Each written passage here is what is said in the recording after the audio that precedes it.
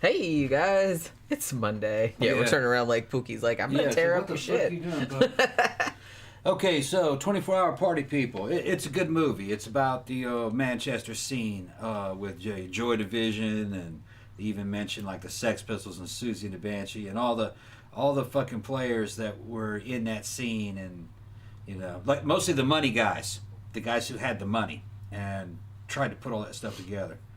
And it's comical and it's historical and a lot of legendary shit happens in it. They fucking weave in actual footage. It's a good flick. I liked it. This is actually probably one of my favorite movies of all time. I guess one of the reasons I really like it, because I don't know, like, if you're not really into post-punk or kind of like the rave scene that kind of came out of Manchester, England in the early 90s, then you might not get as much out of it. Well, goth on the side, too. But yeah, that as well. Right. So, where it came from. Yeah, so I kind of feel like that's probably why I'm super into it, because, you know, that whole Manchester scene, and there's so many, like, Manchester bands that I was into, like Joy Division and The Fall and The Smiths and stuff like that. Another thing I liked about it is that they talk about the evolution of nightclubs. Yeah. Because a lot of the shit I took for granted, you know, because I lived through it. I forgot how it used to be.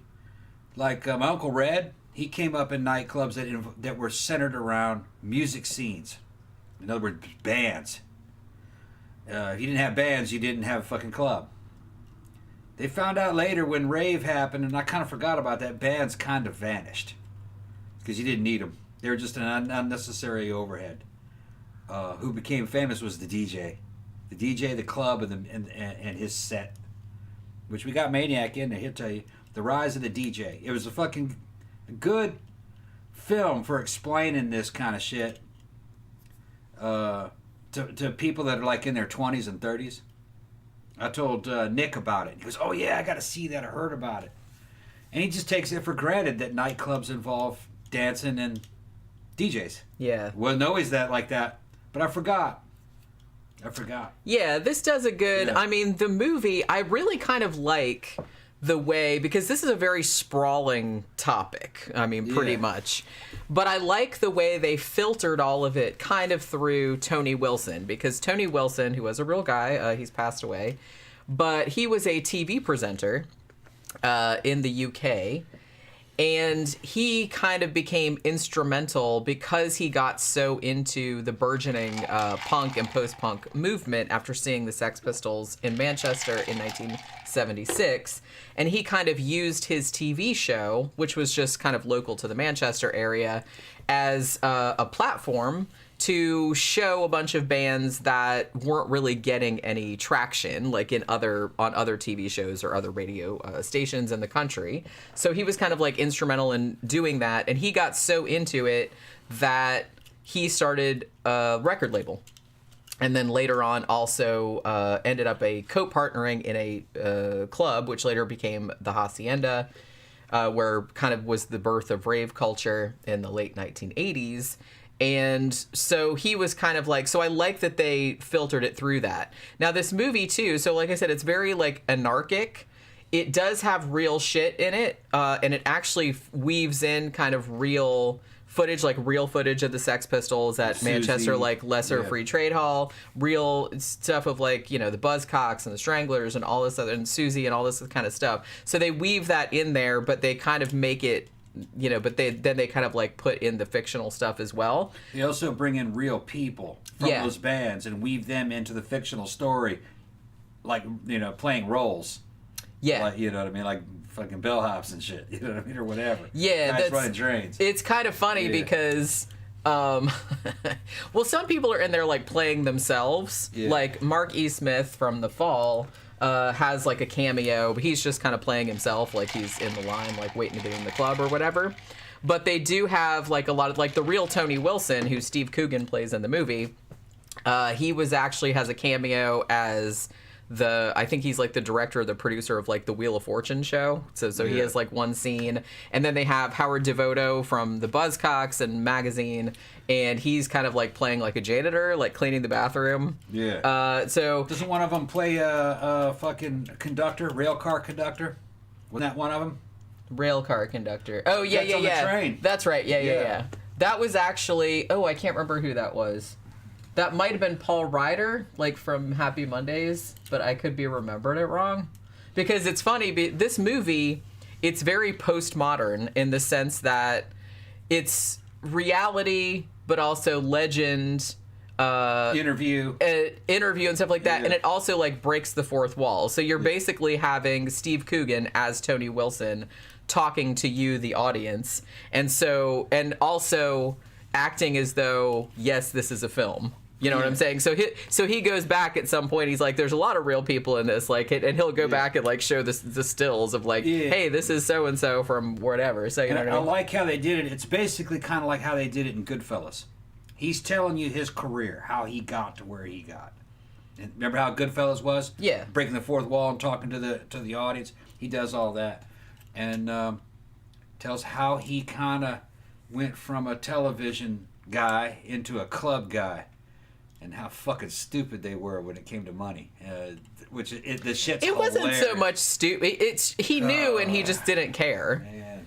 He was kind of like, it's funny because even though one of my favorite things about this movie is that one of the marketing things has like a picture of Sean Harris, who played Ian Curtis, and it said genius on it, and then it had a picture of the guy that played Sean Ryder from Happy Mondays, and it said poet on it, and then it had a picture of Steve Coogan playing Tony Wilson, and it said twat, which I thought was like really, really funny. He was a cool guy, but man, wasting $30,000 on a table. Yeah. Fucking sending fucking bands who were drug addicts out to fucking Barbados, and they're gone for fucking 2 years. They gave him 200,000 pounds, and that's all they did was buy drugs with it. Yeah, and then just dumb shit. Fucking not having any of these bands on fucking proper fucking contracts, and then a company just shows up and wants $5 million to buy Factory Records, and he goes, "Well, I can't sell it to you because I don't have a contract." And just he's like, "I don't have a back catalog, and I don't have any contracts to sell you." Which was fucking, man, that $5 million would have saved the club, and there was just a lot of stuff. And those bands would have been better off in the hands of somebody else, probably. Somebody who'd crack their whip on them. But, they just didn't take it seriously. And as I said, I kind of feel like his whole thing was, one, he was very, very averse to selling out, and he just cared about the music and the Manchester scene, and he just wanted to disseminate the music because he thought it was important. Yeah. His thinking was wrong, though. But it just was. Right? But you could you could say that he was almost kind of like the distillation of the punk rock attitude because he completely did not care about the money, about money at all. He just cared about the artists. He wanted them to do what they wanted to do. Like I said, it probably didn't work out so good in a lot of cases because, like I said, some like the Sean Ryder from Happy Mondays, they sent him off to Barbados to make a record, and he spent it all on drugs, and he didn't do any vocals and all this other kind of shit. And that was money that could have gone to the club and things to fucking make more albums or get more bands. The bands would have been better off if they had somebody who was fucking harder on them, probably, or you get rid of them, one of the two, and replace them with another band that could do something. And then even if you're harder on those bands, they end up making more money, so they're richer and they have more product to put out. He just didn't really have a business mindset, but he's admitted that in the movie. Well, yeah, like I said, that wasn't really his goal. And honestly, you could argue that people nowadays are still talking about Joy Division and still talking about Factory and still so he was actually successful in the way that he wanted to be successful. Yeah. You know what I'm saying? Like people still remembered it and it was important. Answered some of my questions about Ian Curtis and fucking Joy Division. I didn't imagine him being like that. He was kind of hostile. I imagined him being kind of quiet, but he was. He was, but it depended. Yeah. Well, he was a bit laddish, which a lot of people were in Manchester at the time because they were all just kids. I mean, they were all working class. You have to think that Ian Curtis and stuff like that, like when that happened, like when they first saw the Sex Pistols, they were only in their teens. Yeah. Like late teens. If you never heard any Joy Division, go listen to it. Go like Love Will Tear Us Apart or fucking Transmission or something. And or listen to the fucking Closer album, which is white. It's really good. And when you listen to those lyrics, you in that voice, you think a wise old man is talking to you, not some kind of dumb kid, but it sounds like a fucking wise old man. Yeah, he wasn't dumb, but he did have like a lot of problems. And honestly, yeah, but the thing about it is I think a lot of that could be attributed to, I mean, he was just like a melancholy person all around. Must have been some kind of mental problem. Like... No, well, what it was mainly, I mean, there was a lot of other factors.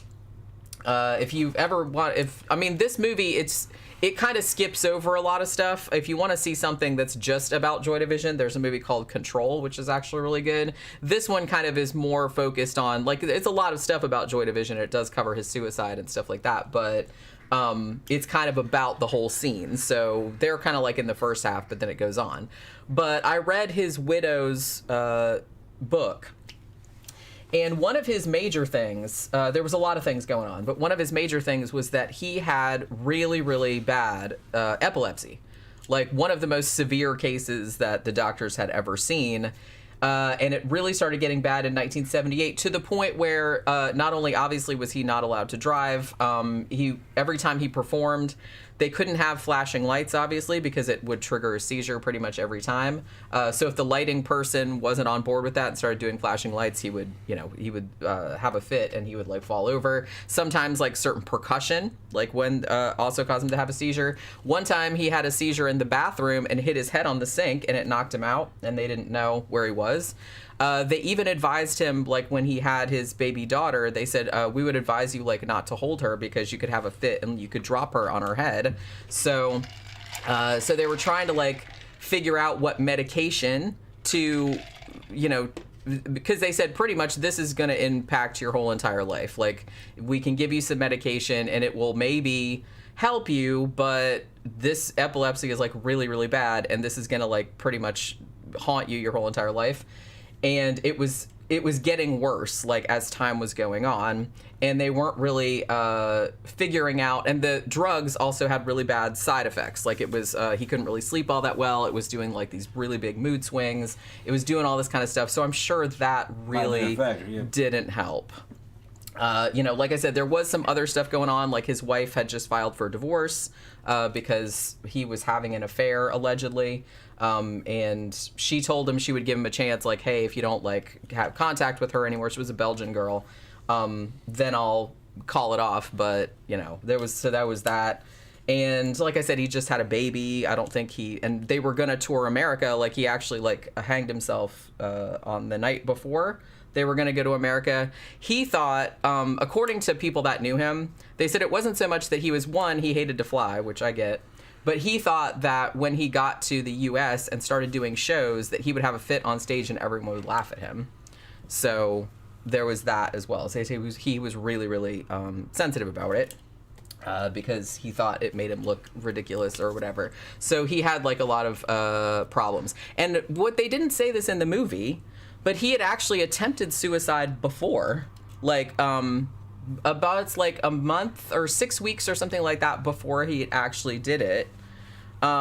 He did attempt suicide before, and Tony Wilson and his wife or girlfriend at the time, Lindsay, who they've portrayed in this movie, they actually let him stay at their house for a little while and kind of like were talking him down from that. So they knew that he was, that he was in danger of doing that.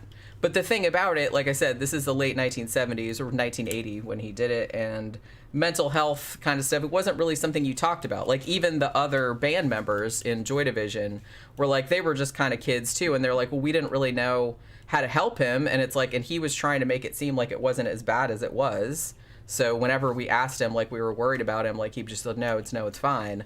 So I don't think they really understood, like, the depth of all the shit that he was going through, because it just wasn't something that young dudes talked about, like young working class dudes talked about. They get into the band New Order slightly in this, which came from Joy Division.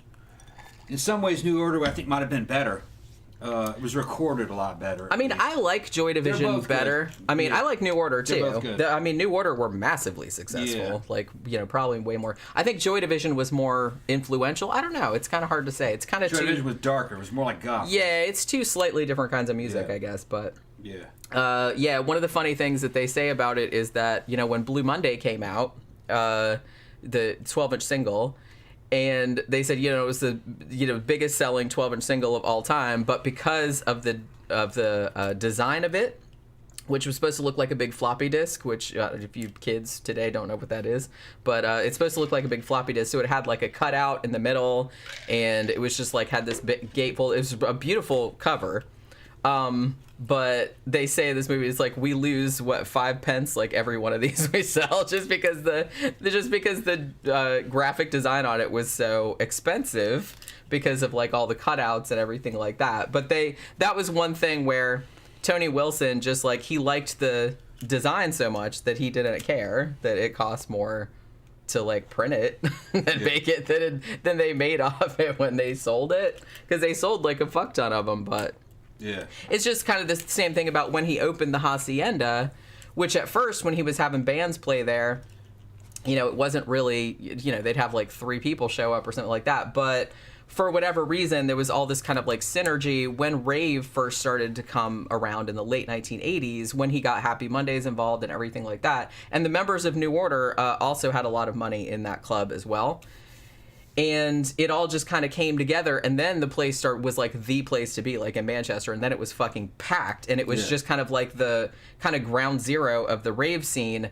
That was essentially where, like you said, the nightclub where everybody's cheering the DJs rather than bands. Yeah. Everybody just went to dance and ecstasy, but the club, even though zillions of people showed up, kept losing money because everybody was on ecstasy. They weren't buying drugs from illegal drug dealers, and they weren't buying booze. Yeah.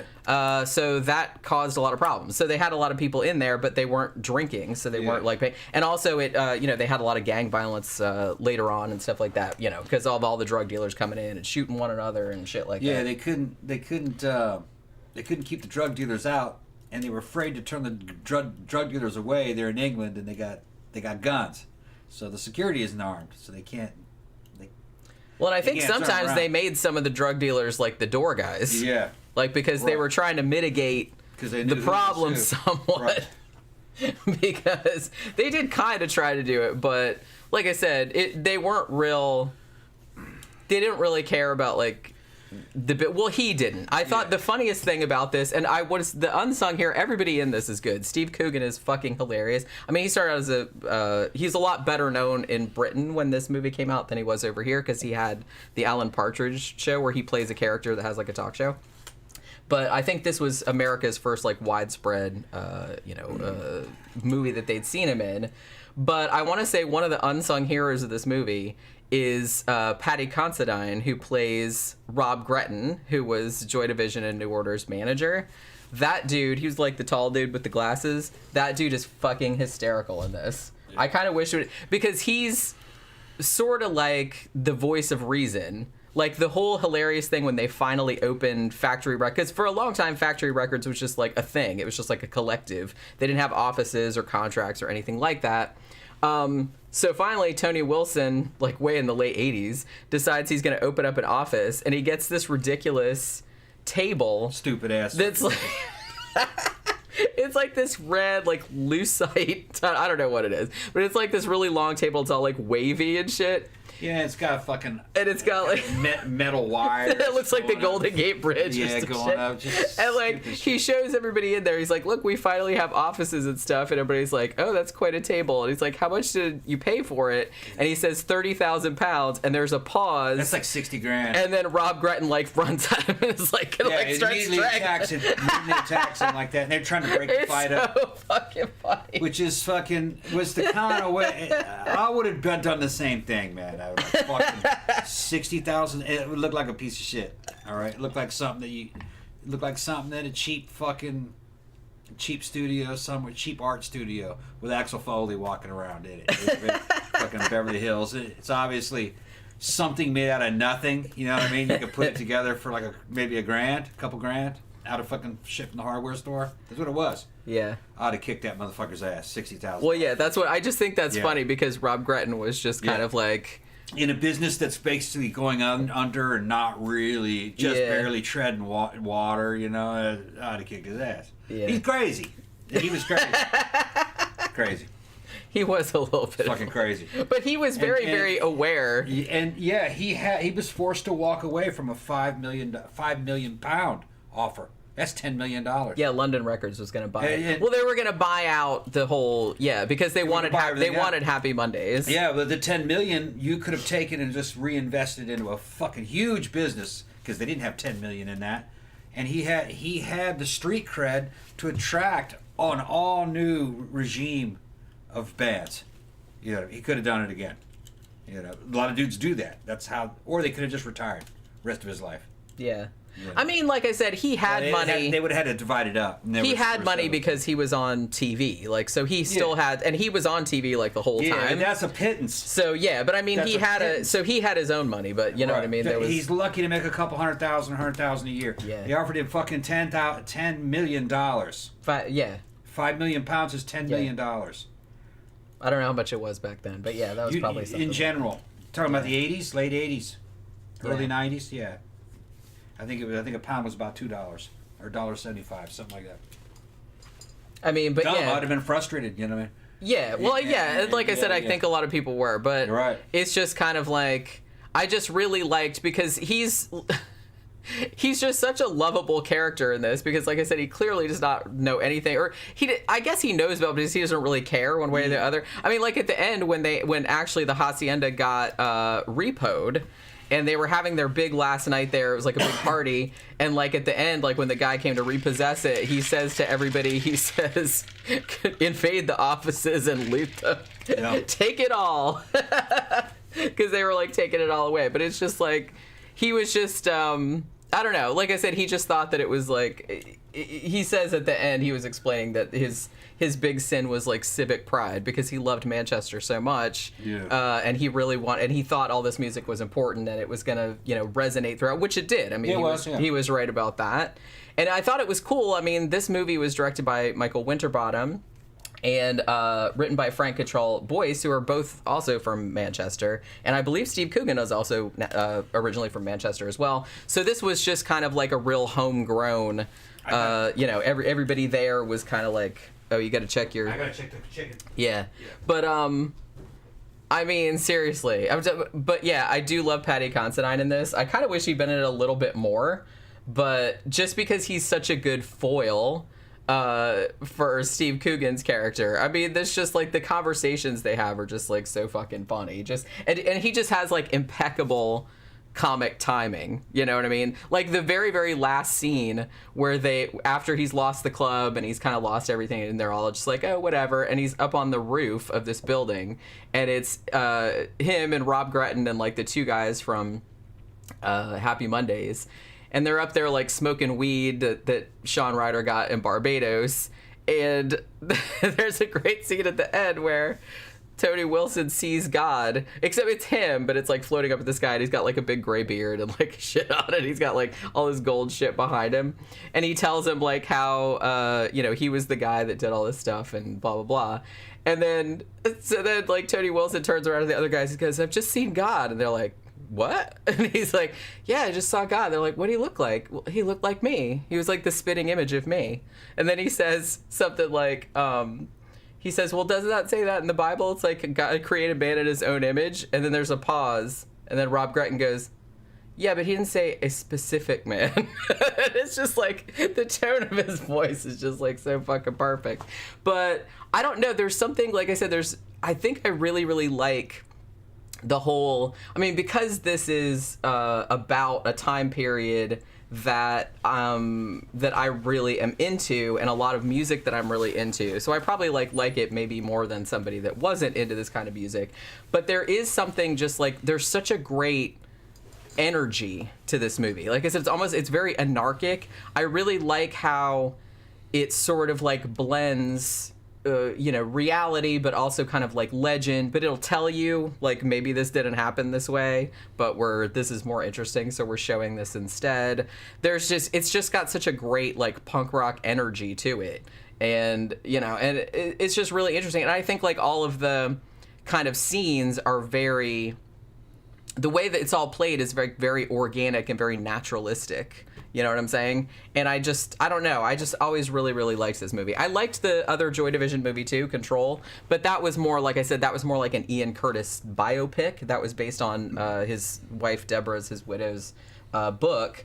But this one is kind of more, sort of based. You know what's interesting? I think Tony Wilson's wife at the time, Lindsay, who is in this movie.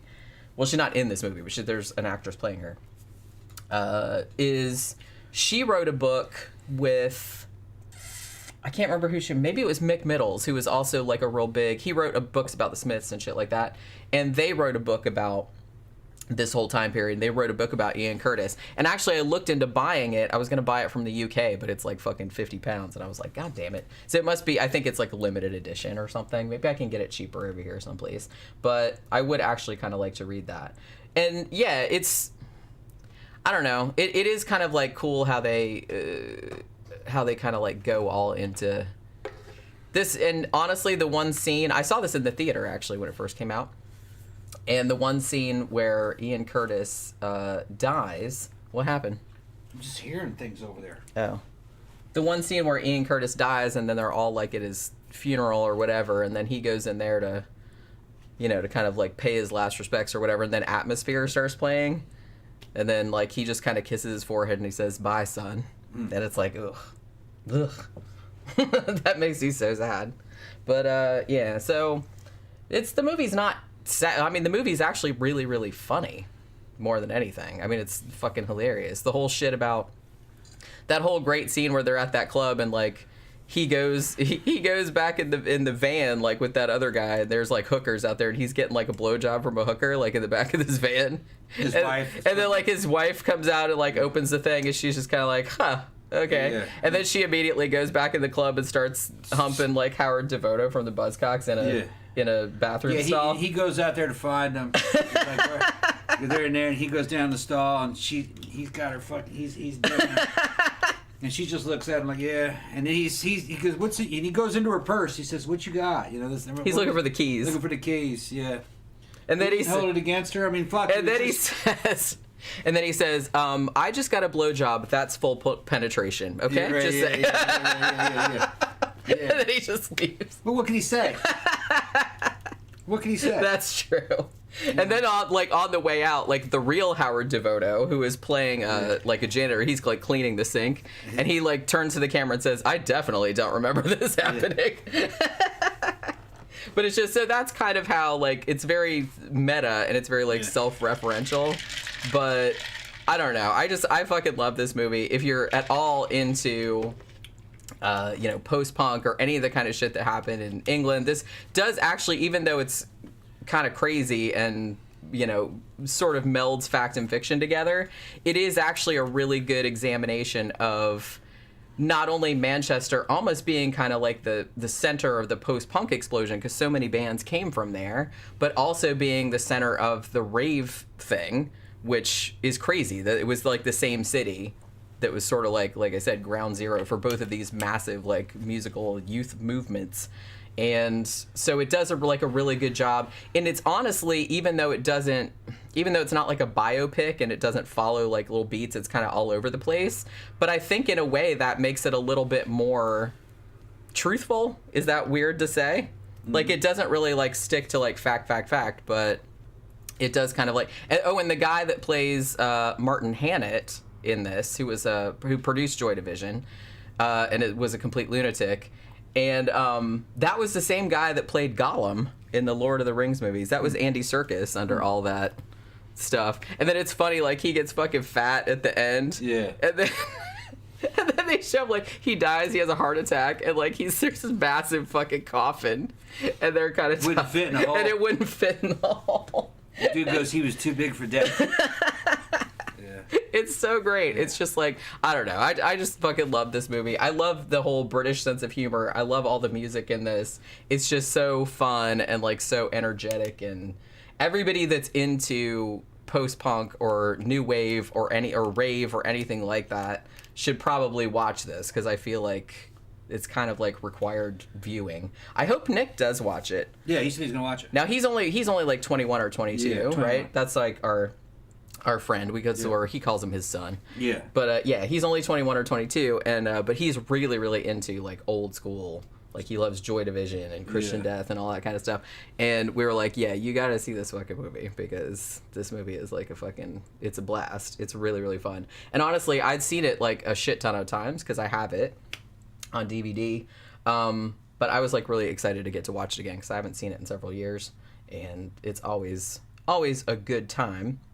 Fourth Row Down says, Peter Hook told the story of how the band were persuaded by a Fairlight synth, which was £2,000 in 1982. Yeah, that's a lot of money. Meanwhile, he could only afford to put a gallon of gas in his car per week. Damn. Yeah, pretty much. Fourth Row Down also says, I actually went to the Hacienda in 1986 to see the Jesus and Mary chain. Oh, lucky you. I never got to see them. I forgot all about that band. I loved the Jesus and Mary chain, and I never got to see them. It was so loud that my ears actually hurt afterwards. I could see that. They were a very, very loud band. All that feedback. But yeah. You all right? Yeah. How long is the food gonna be? Probably another half hour. We'll see. Less. Oh, Depends on when I'm done here. But yeah, you had a good time with this movie, yeah? Yeah, I liked it. So yeah. But yeah, if you're at all into British music from that time period, then yeah, you really have to see this movie because it's super fun. It came out in 2002. Did we mention that? Yeah, it came out in 2002. So definitely watch 20 years old. Yeah. But, it's still like a lot of fun. Yeah. And I would definitely recommend it. Probably one of my favorite movies of all time. Never stops being funny to me. So I guess that'll do it for today's show. I don't know what we're going to watch tonight. We'll find something to talk about tomorrow. Maybe we'll do, I don't know. So I was going to say maybe we'll do another British movie since we've done two, but it doesn't really matter. We can just watch whatever. So thanks for dropping by today. And we will see you guys again talking about another movie tomorrow. Bye.